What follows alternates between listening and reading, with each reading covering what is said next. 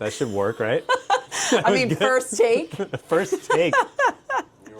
You are live. Excuse me. Super. Oh my gosh, now we're killing them. So tell me more about this supper club. So you have a supper club. You were at Paul's house on Saturday? Yeah, and it was just, they had roast pork sliders and chili and a charcuterie board, and then Yeah. I brought buffalo chicken dip. Perfect. Somebody brought like some sort of potato dish. I don't really know what it was called. Something fancy, I'm sure. But yeah, and we just like sit around, chit chat, goof off. It's fun. That's It's a lot cool. of fun, yeah. And tell me more about the genesis of how you started doing this. So Jeff Besnick is actually the one that started it. He knew Okay. somebody that did it. They've been doing it for like 25 years, never repeated a theme. And so he thought it would just be Yeah. fun for our friend group to kind of, get together and just a reason to get together. And For sure. yeah. And you've gone a whole year now doing different themes. That's pretty cool. Yeah, it's been a really fun time. So that's what you did Saturday night, and then I don't think I did anything on Friday night. Yeah, yeah. Honestly, I think Are I you just like early stayed- to bed a lot yeah. of the time? Yeah. Yeah. I'm like, it's 8:30. It's like time to. It's like my bewitching hours, like as you would call it for kids. Yeah. I'm like cranky. Yeah. Yeah. Well, I mean, getting to bed early is something I love doing. Yeah. Love going to bed early. Yeah. I also had to work on Saturday, so Okay. cutting 22 people. Wait, you came here? Oh, you cut hair Saturday? Okay. Yeah. So I was like, I needed to like rest up for that. Yeah. Yeah. 22 people. How long does 22 haircuts take? I worked from 7:30 till about 2. Any significant breaks in there? Nope. Wow. 7 hours, 8 hours of just scissors Straight in your cutting. hand. Yep. You're on your feet. Yep. Cutting hair. Are you sweeping the hair as you go? Like Blowing it with a blow dryer. Just getting it out of the way. Yep. Okay. Yeah. If I have like a small break, I'll sweep it up, but Yeah. usually it's just worker bee. You do this at your house, right? I do. Yeah. But that's a COVID thing? You used to have a space? No, I worked in a salon. I Uh-huh. worked at a men's hair salon in Springfield. And when COVID happened, a lot of my clients were calling me and they're like, can you cut my hair? Because like everybody was panicking. Yeah. And so the more I had the space in my basement already, and yeah, the more they called, the more I was like, maybe I should just do this here. Yeah. And so I just decided, you know what, I'm gonna leave after I was there 16 years, something like that. And yeah, I was like, I'm gonna go. And my boss was like sad, but Yeah. is Especially what when it you've been is. there 16 years. yeah, That's a long time. It was a long time, and I was a very I don't want to say loyal employee, but I showed up. Yeah. I wasn't flaky, and Yeah. I was a good employee, I guess. Yeah. So Well, I don't want to get too far ahead of Yeah. like ourselves. I want to definitely hear more about cutting hair. I want to hear more about you. Did you grow up around here? So start with like, Jacki. So where'd you grow up? Growing up, did you play sports? What did that look like for you? Did you, find yourself finding CrossFit and being somebody who was already working out regularly? Like, tell me a little bit about, how you grew up playing sports or didn't play sports and how you ended up finding CrossFit. yeah, so I was definitely an active kid. Mm-hmm. I played every sport imaginable. Yeah.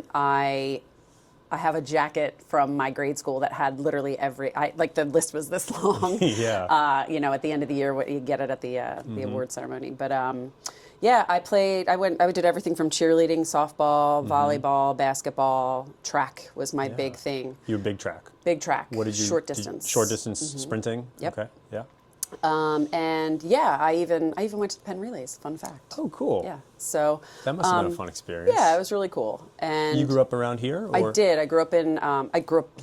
So I currently live on the street that I grew up on. I've never Oh, left. really? So my parents have a house 3 houses away from me. But I have 2 aunts that live on the street, and both my brother and my sister have houses on the street. Yeah. So, That sounds wonderful. Yeah, it's That's great. very European. It's cool, but it has its drawbacks. It can too. be a lot, yeah, for sure. But it's been really nice, and I actually chose my street because I loved growing up on my street. I loved the way that I grew up. We were outside and active with all of our friends and the Yeah. neighborhood kids, so I wanted my kids to have that experience. So Sure. that's kind of why I bought and stayed. Have I wanted to leave? Yes. Yeah. Absolutely. As soon as my daughter told me that she wanted to move to Florida and go pursue something, I'm like, go, Yeah, please yeah. go. Yeah. So yeah, but yeah, I was active. I had my daughter very young. You have And 2 girls, right? I have 2 girls. Yeah. I have a daughter who's 29, going to be 30 this year, also getting married, which is fun. And then my daughter Elise also does CrossFit. So yeah, and I had her young, kind of forced me to stay, but I was wanting to launch for sure. So life takes you in different directions, but Yeah. I wouldn't change a thing. Sure. But yeah, so I was here. I was, just living life. I met my ex-husband, and we started a family with Elise, and we were great. But I was constantly chasing something more for myself. I wasn't happy with myself. Not necessarily the way that I looked, just the way that I felt. And I didn't really know like why. And so, oddly enough, I was cutting Rob's hair. And he had this conversation with me that he was moving his gym from, I believe it was, where was he before? He was moving it to Broomall. Okay.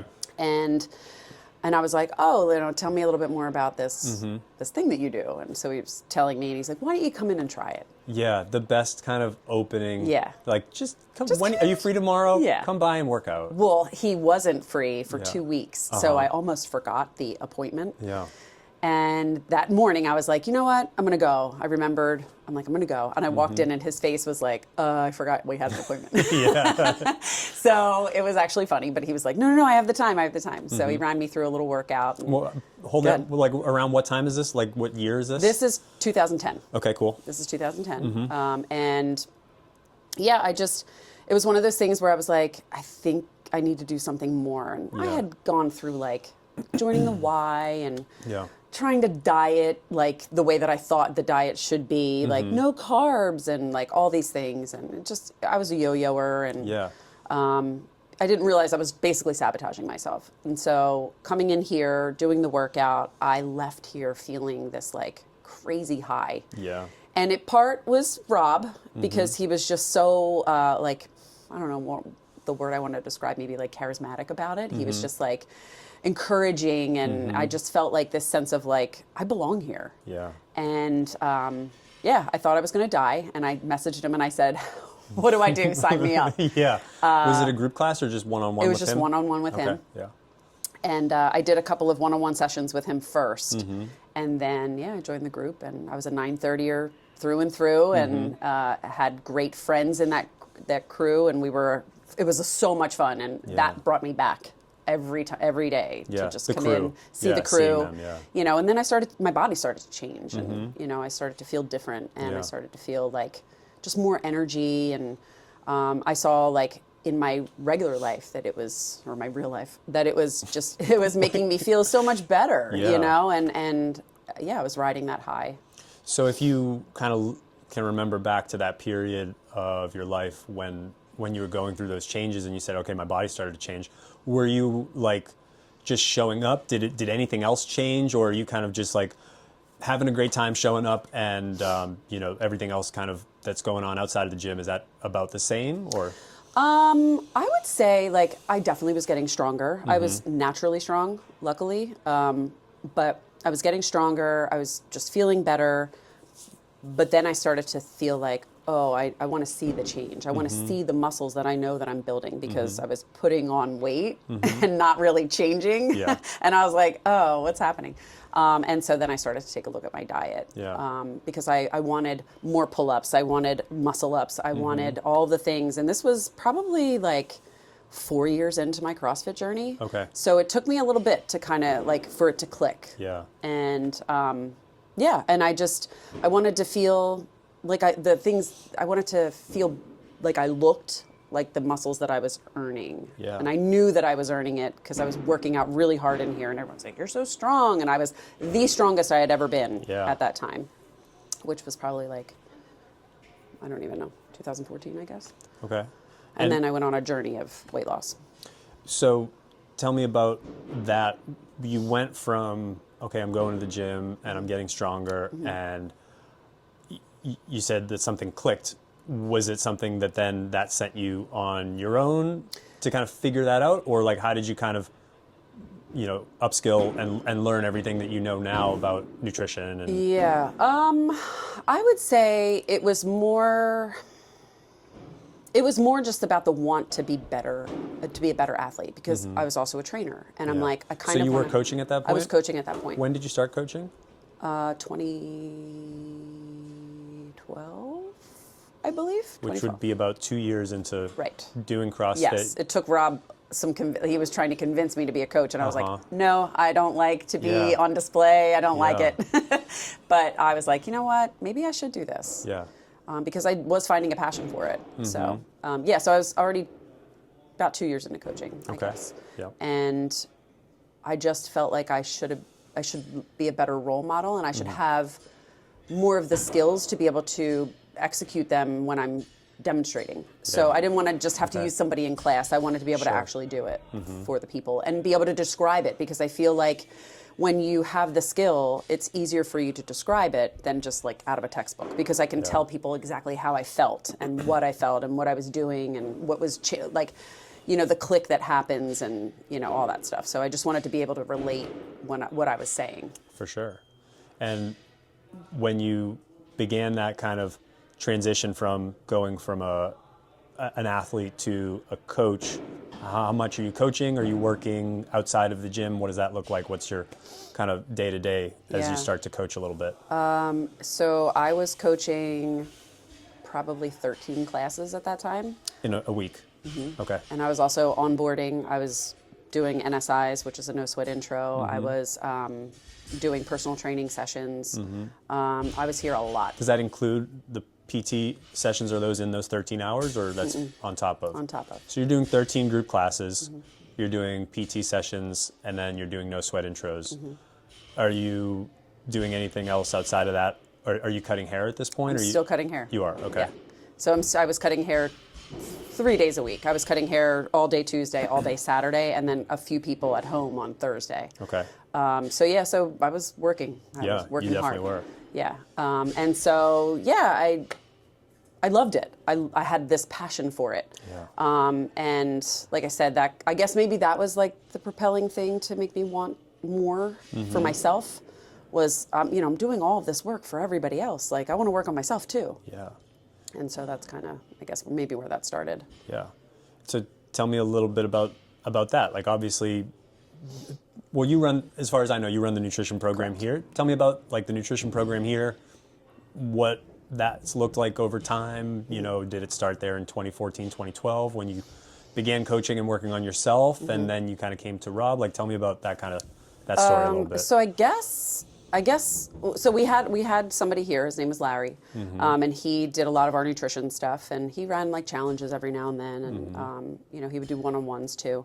And I guess me wanting to, learn more about nutrition started there. I started with him. Okay. And, I did a couple of the challenges, and then he left the gym. And this was like opportunity for me to kind of come into, this was basically when I came into the 13 classes kind of thing, because he had a big role here, and so I took on that role. Got it. Okay. And then, and so Rob was like, I really want you to run a nutrition challenge. And I'm like, okay, well, why don't we run it together? I'll do it simultaneously with everybody. You'll participate. Correct. Got it. Okay. And so that's interesting. Yeah. And so tell me more about that. Like, so how did that go for you? Like, personally, the challenge. Like, did you get out of it what you wanted to? And, So I guess having like the investment of being a part of it and also running You're like it. super invested. Yeah. Yeah. Yeah. And so I ended up, it was like maybe like a 8-week nutrition challenge. I don't really remember, but I remember feeling like I lost weight. I remember my body changing, but I never got on the scale. Never. From start, no, like initial. I knew and the final. initial. Yeah. I knew the initial. Okay. But I was like, nope, I'm not going to do that to myself, because I feel like that's sabotage for me. And I find a lot with my clients that's also true. But I was like, I'm not going to get on it. And then June came. Maybe it was like May. Might have been May. So like this is post challenge. I'm still on the journey. I'm still doing the work. And we were talking about something, and Rob said, well, how much do you weigh, Jacki? And I'm like, I honestly don't know. Yeah. And he was like, you don't know? I'm like, no. And so I came in and got on the scale, and I was like, I've lost 20 pounds. That's pretty significant. Yes. So from Yeah. whatever, maybe we started in maybe March and this was May and I lost 20 pounds and I was like, this is insane. Yeah. I had no idea. Yeah. And so that was like oh my gosh, I got to keep going. Yeah. Like I was so proud of myself and I was the strongest I had ever been. And I'm like, this is crazy. I'm literally like all of my lifts are going up and my body weight is coming down. Like that's awesome. And I wasn't really paying attention. And I feel like that kind of took the stress out of it.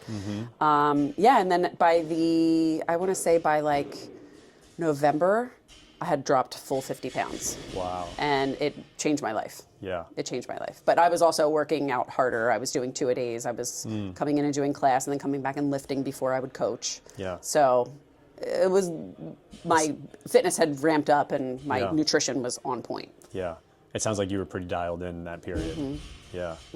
And so, I mean, nutrition from then to today, like what's changed? What does it look like today? Not personally, well, maybe both. Like Yeah. I'd be curious, like what's that look like for you? But then like what's going on here at the gym? You did a challenge. I remember Amplify, right? And that was Correct. like the new year, new kind of start to the year kind of thing. Amplify So your year. yeah. So tell me like a little bit about like what nutrition's looked like for you Yeah. in the last 10 years, but then, in the gym as well. Yeah, so nutrition for the gym has evolved.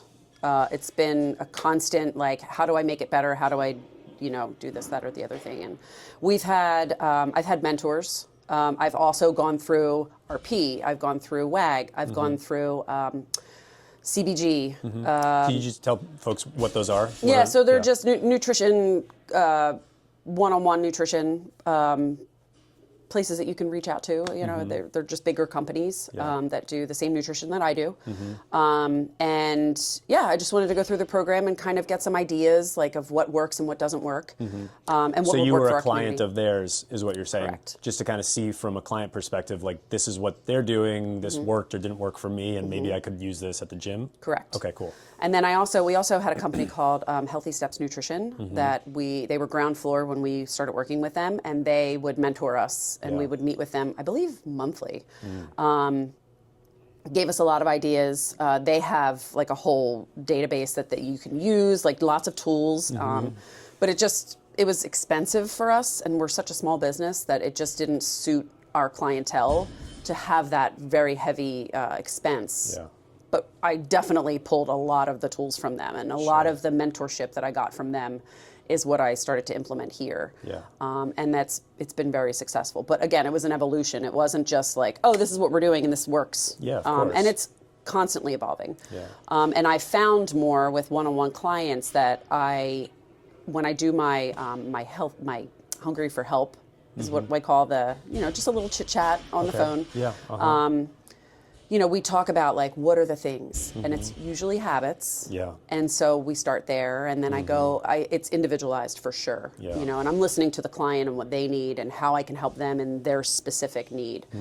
So the process remains the same, but it's individualized for each person. Some people are like, no, just give me numbers and I want to follow macronutrients. And I'm like, okay, but it's individual. Yeah. And at this point, I'd imagine that you having gone through all these different, services as a client and gone through different trainings, like you have the ability to tailor whatever people are looking for to them, Yeah. right? Whether it's, again, like you mentioned, changing habits, or it's like somebody just wants a macro number and they're willing to eat the same thing every day, and you can kind of tailor that how you want, right? Yeah. Correct. Yeah.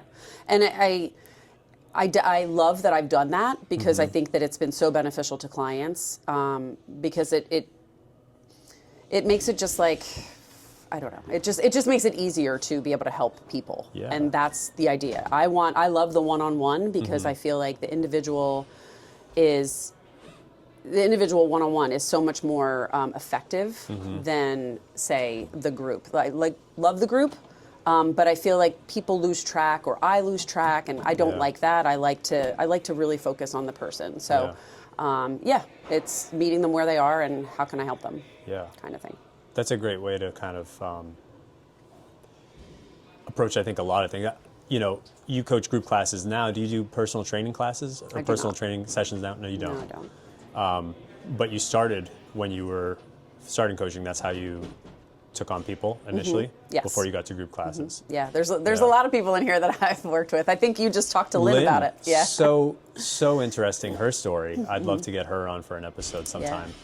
But yeah, I think that you get comfortable with one-on-ones. You kind of learn, that everybody has their own story and their own needs, and then, tougher to do certainly in a group of 7 or 10 or 15 people. But you have that understanding when you get into a larger group that's what people are going to need. So we've talked a ton about nutrition for you and for, how it's run here at the gym. What else, I have kind of some bullet points, but like what else in your opinion moves the needle?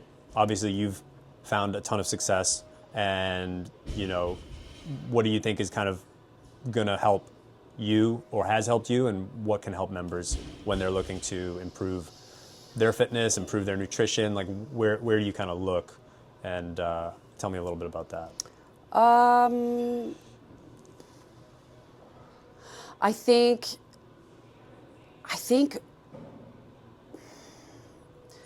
how do I want to say this?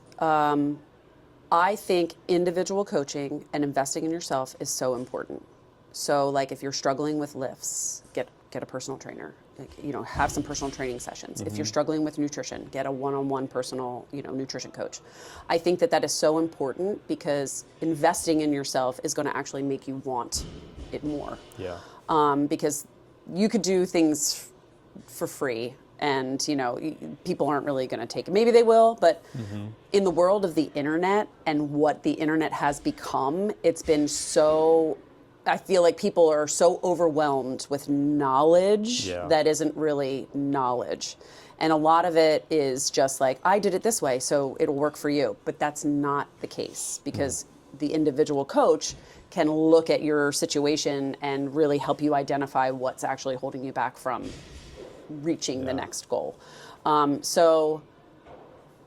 It sounds like what you're talking about is accountability. Yeah. Right, like almost supercharging the accountability that you get in a group class to the point where there's a person who, is singularly expecting you to show up and talk about what went well last week, how did meal prep go, where were your pain points, or like what, if it's training, whatever the workouts were last week, how did they go, etc.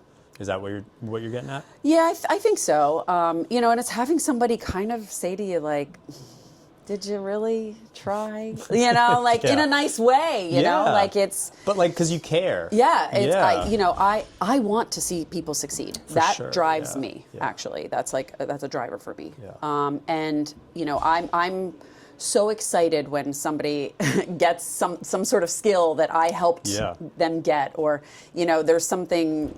Maybe that's a little selfish, but that's what makes me want to come here and do this again and again and again. And that's why I've been doing this job for the last 13 years, because I love it. I love that it makes me feel good.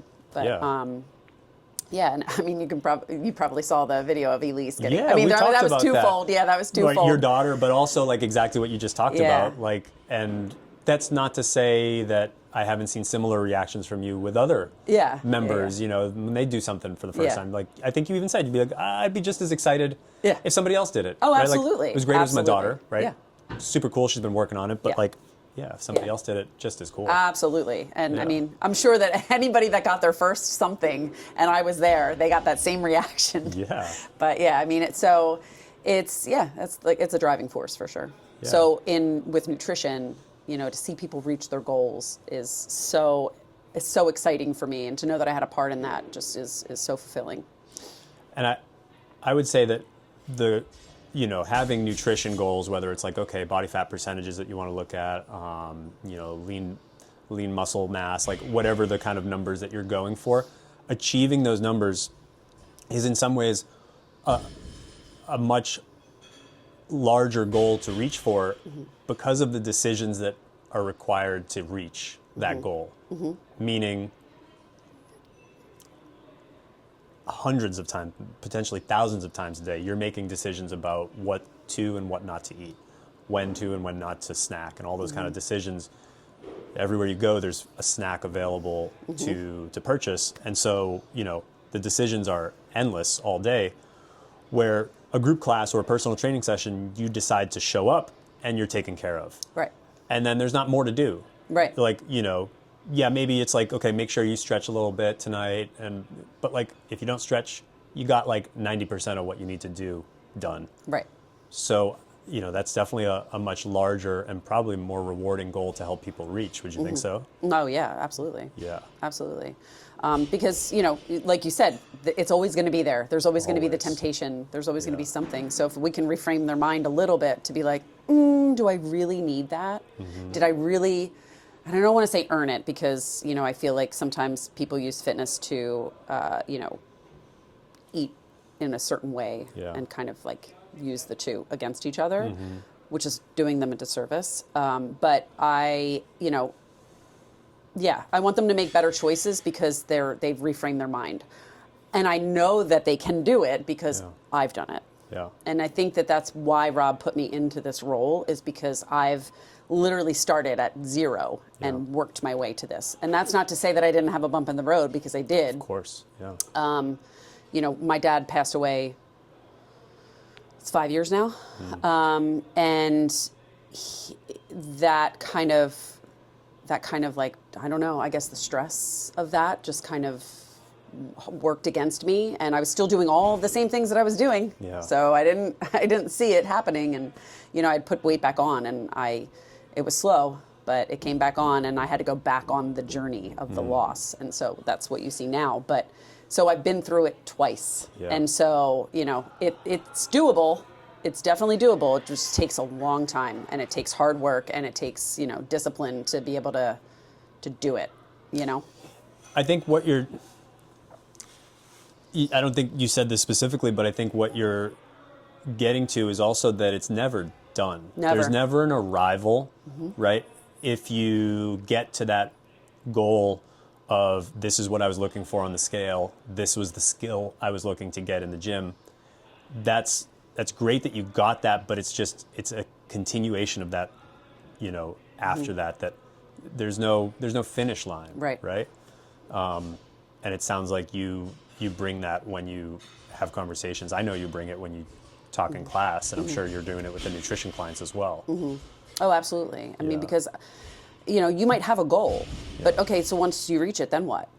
Yeah. Like you have to maintain it, and maintaining it is the hardest part. The journey to it is kind of not, I don't want to say easy, it's a journey, but you get there and then you're like, well, now what? Yeah. And we've talked about this with challenges in particular. People are like, oh, well, it's only, this many weeks. And so I'm not going to eat sugar for this many weeks. And then on this day, I can finally have cake. And you're like, no, you could have had cake all along. Yeah. And so, I try and like really talk about like, you can have certain things along the way. It's just, you can't overindulge. You have to have discipline to say, no, I don't need that. Because, at the end of it, you don't want to be like engorging and then all of a sudden you're back to square one. Yeah. You've just undone everything that you've done. I talk about that like with the week, just looking at it as a week-long thing. Yeah. People are like, I'm disciplined all week, and then on the weekend I'm just free. And you're like, no, you can't. You still have to be disciplined on the weekend too, just maybe a little less, but 80-20. I heard somebody talk about thinking about it as time between. Yeah. Yeah, have you heard that? No. Where like, as long as the time between is appropriate, there's a lot of things that are going to be okay, right? If the time between, when you have a glass of wine is, daily, then there's probably going to be some negative health effects. But if the time between your 2 glasses of wine is like 6 weeks, 2 weeks, whatever it is, like, I think that's okay, right? Yeah, and then, because again, if there's no arrival, right? There's no 6-week arrival, like, okay, I'm done, the 6 weeks are over. Right. Where you push that kind of timeline out far enough, you're like, okay, if I can drink a glass of wine every 2 weeks for the rest of my life, and live healthily and kind of be continuing to go to the gym and scale and modify based on how I feel and the injuries I'll go through and of course, the things that happen in your life with your father passing away and other kind of things that get put on your plate, caring for, other family members and things that happen. Of course, those births and deaths are going to be a part of everybody's life. Sure. You can weather the storm. Yeah.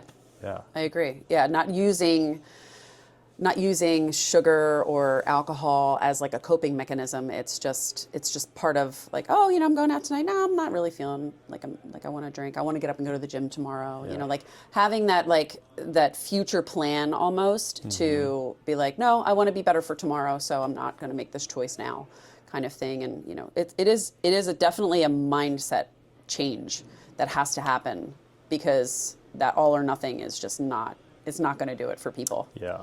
Yeah, it's a good middle ground to find. And I think what you spoke to as well when you were talking about how when your father passed, that you began to gain weight, fitness was not improving at that point, I'd imagine, right?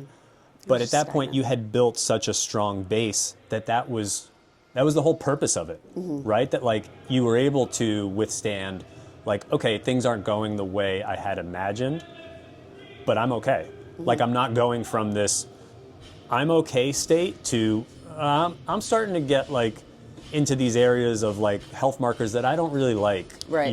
My doctor's concerned. I'm starting to feel this way, right? You went from I'm very fit to I'm doing okay. Right.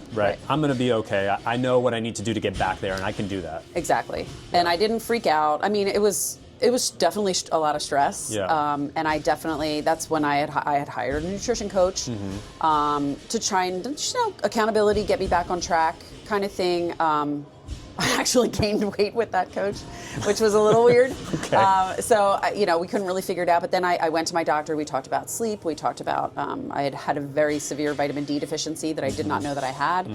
And so I started doing some supplements, and that actually, maybe that's what helped propel it. I don't know. Maybe it was just relaxing, thinking, okay, maybe it's something medical that I didn't know about, and that's what.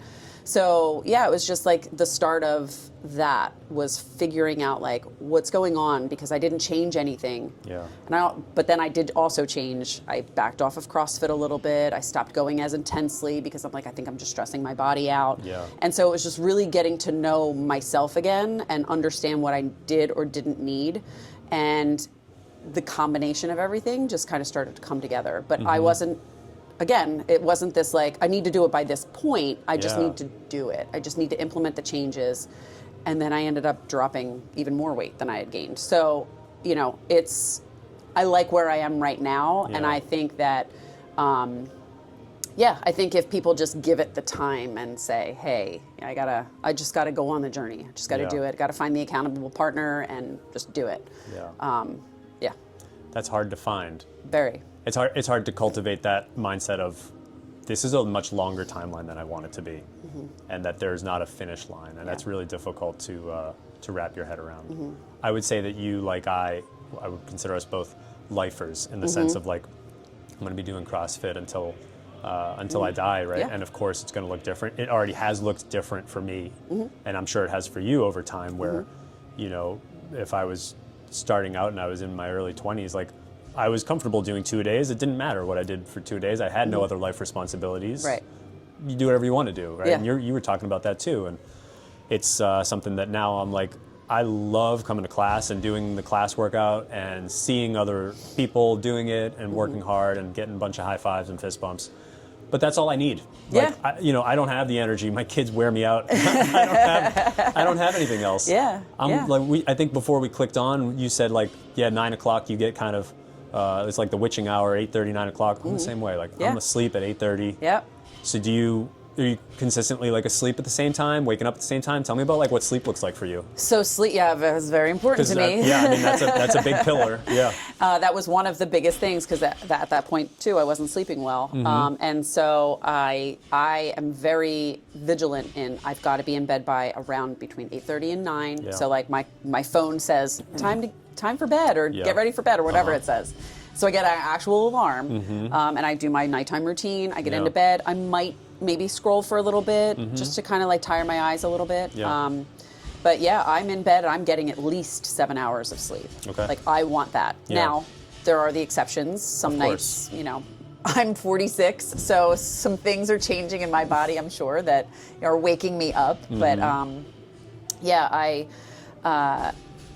for the most part, though, it's a priority for me because I want to feel good enough to come in here. Now, if I don't get a good night's sleep, maybe I'm up a little bit earlier than I was supposed to be. I'll come in here and I'll modify the workout based on how I feel. Yeah. Maybe I won't go as intensely. Maybe I'm like, you know what, I'm going to cut the reps in half, or I'm Yeah. going to use a lighter weight, or and I have been talking about that more and more in my classes Yeah. about how do you feel, because coming in here and completely I beating remember yourself you up. talked about that Yeah. like a lot last week or week prior. I remember you talking a lot about Yeah. that. Yeah, that's Because right. you know, for myself, and I'm not trying to project anything about like what works for me onto Yeah. somebody else, Yeah. but it has worked for me But in like a way you've where earned that. Like Yeah, you've been in this this is for true. over a decade, and yeah. like you've been through, like you said, a long journey with lots of bumps. Like you've earned that, and people need that. They Yeah. need that from you to be Yeah. the leader who tells them these things. yeah. So But yeah, you know, I want people to look at the workout in front of them at that moment. Yeah. How do I feel? How was my nutrition? You know, did I get enough sleep? Have I been working out too much or not enough? Like, don't look at it and be like, well, I'm a level 3 athlete, so I have to come in and do the level 3. Sure, And I yeah. know that you can attest to this because I know that you scale also. And it actually feels good to scale. feels great to scale. And I feel, and I want people to leave here feeling amazing about what they just did. Yeah, So 100%. why would you try and destroy yourself and be like, ugh, I can't even get up off the floor? Yeah. You know, like that's not what this is about. This is Yeah. about longevity, and this is about, you know, really, you know, taking your fitness to a level where you're going to feel so good about yourself for the rest of the day. Like, Yep. wouldn't that be like so much better than Isn't that- just yeah. destroying yourself for, you know, an hour? Yeah.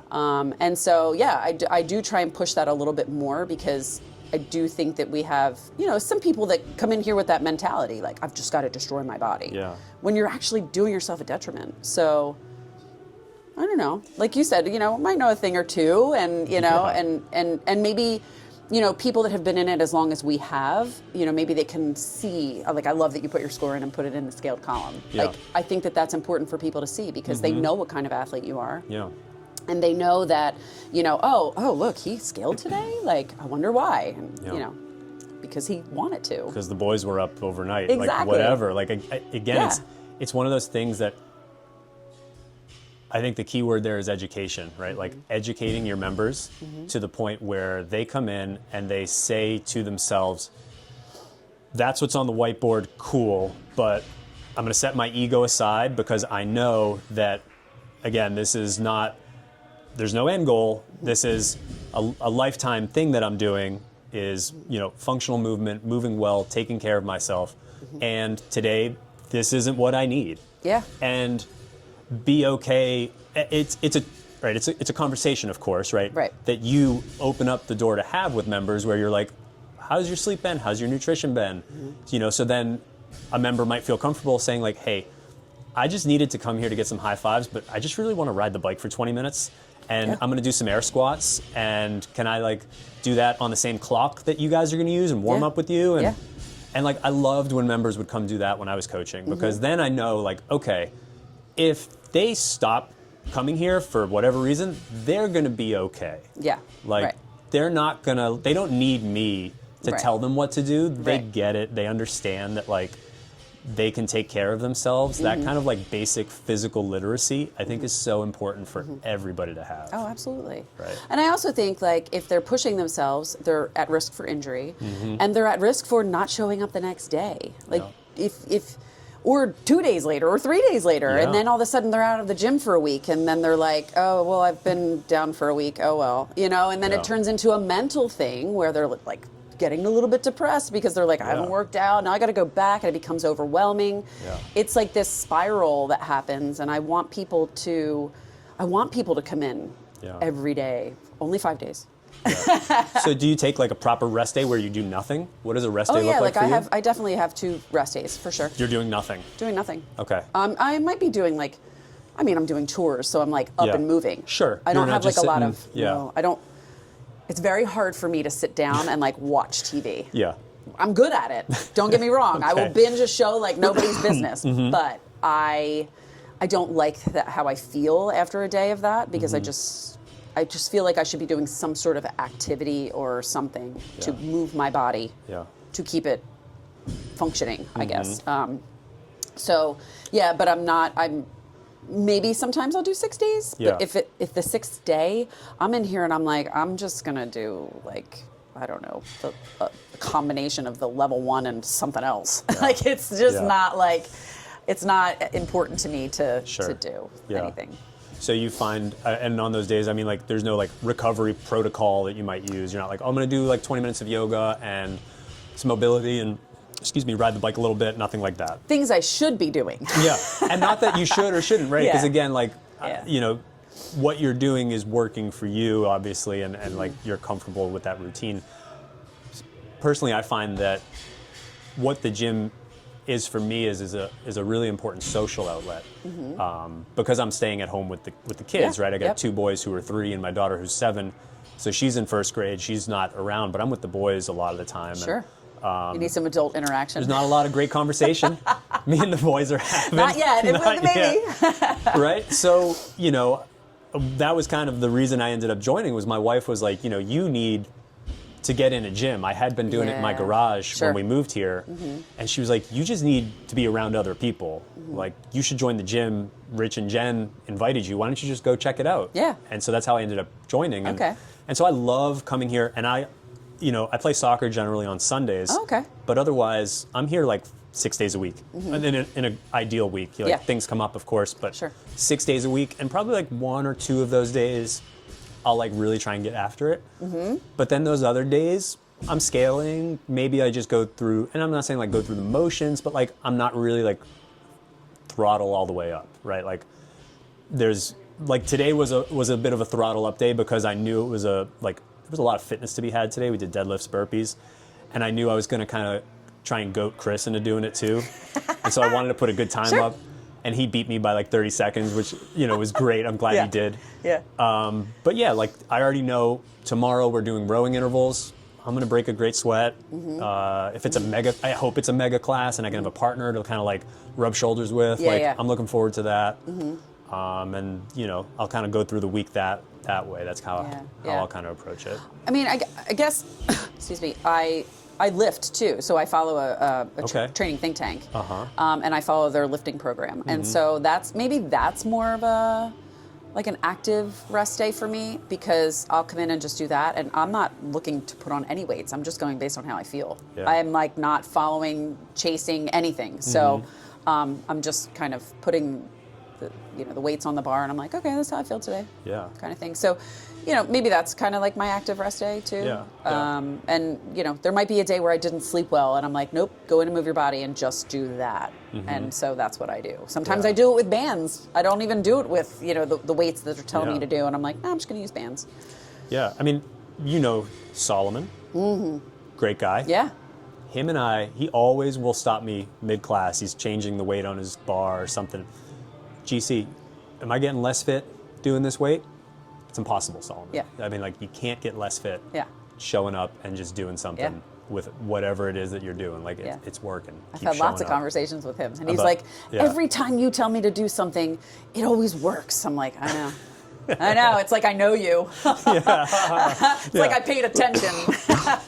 I like teasing him, though, because, like, he always thanks me at the end. And even if he had the mentality like, oh, I'm going to come in here and I'm going to do this. And I'm like, maybe you should take it down a notch. You'll probably move a little bit faster. And he's like, you're always right. I'm like, I know. You should just ask me before you come in. But yeah, like that, again, like those kinds of moments are awesome. I have an athlete that was here. It was a bar muscle up workout I'll never forget. And he's been doing CrossFit for a very long time. And I was like, hey, you're going to stand under that bar a lot. I know it. So why don't you just do one around and just feel really good about it after you leave here? And he did that. And I'll never forget, he came over and he thanked me and he was just like, I wouldn't have done that if you didn't tell me to do that. And I'm like, that's great. So leave here and be happy. Like, that's amazing. And, you know, I love that stuff. Those CrossFitters are so goddamn stubborn. I know.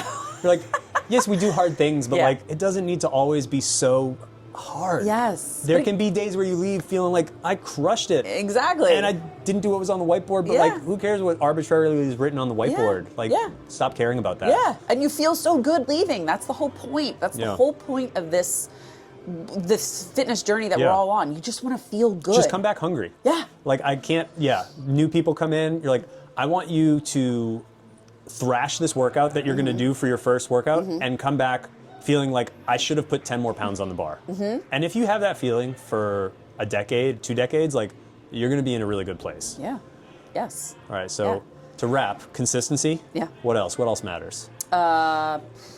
Consistency is the biggest thing. Yeah. In all aspects. Okay. Show up to the gym, show up to yourself for eating, control what you can control. And I Yeah. usually tell this to people too. Like, if you can't get to the gym, control your food that day. Like, Yeah. really hone it in that day and be like, no, I can't have any slips because I'm not going to go in and move my body. I'm not going to have as many steps in the day. Mm-hmm. You know, I'm traveling, I'm moving a lot. And so control what you can control, and that's the food. Okay. Because we do control that. Yeah. Believe it or not, that Yeah. is controllable. Now, the environment's tough that we're in, but yes, Yes. you do ultimately control it. Yes, Yeah. and so that's probably the biggest thing. And then find somebody that's going to hold you accountable.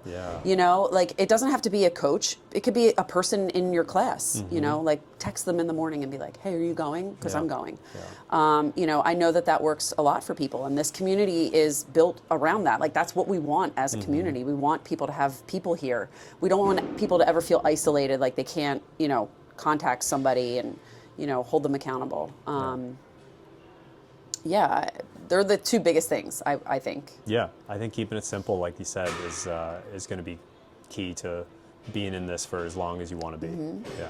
Yeah. I love that. This was a great conversation. Thanks. Thanks for chatting with me today. Of course. Thank you for having me. Yeah, cool. Cool. Well, that's it.